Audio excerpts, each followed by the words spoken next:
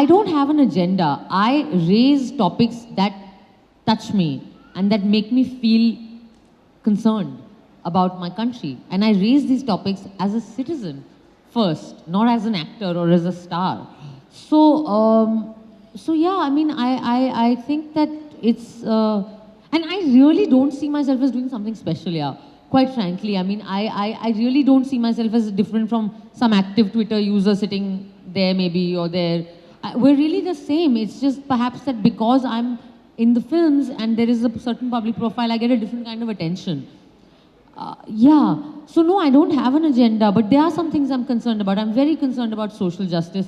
I'm very concerned in today's climate about the rule of law. I'm very concerned about the fact that in our country, in India, where we have such a brilliant, beautiful, progressive document in our constitution, where our founding fathers have given us such a wonderful vision to build this country by, I'm very concerned that there are people who are burning the constitution.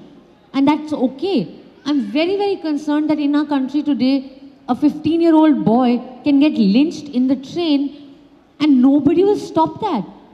I'm very concerned that, you know, there is a certain trend of a rising kind of vigilante violence in the name of the cow, in the name of Sri Ram, in the name of the country. And I'm very concerned about the rape, the levels of rapes being reported and gang rapes being reported.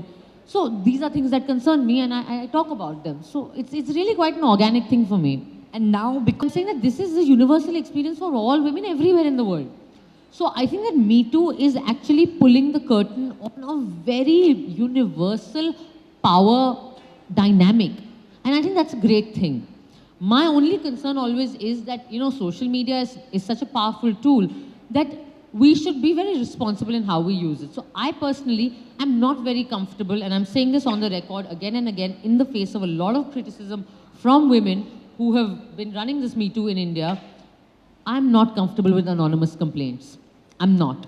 I think while I understand and empathize with the fear of women and the fear of victims, men and women who have been victims, I still think that this is that moment. If you don't shed that shame and that fear, and if you don't claim your story now, when will you do it? And if you don't put your name on it, there is no way for us to hold the predators actually accountable.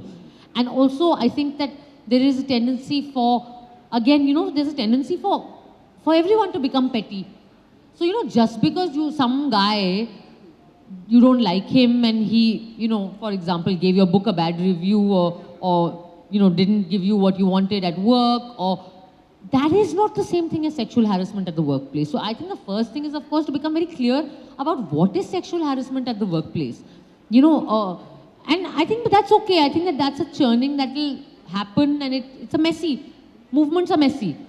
So there'll be both kinds of things that happen, and as long as we can keep checking ourselves and being quite self-critical, I think it'll come to a good thing. You know, you have many avatars. The Twitter avatar is of the activist and the for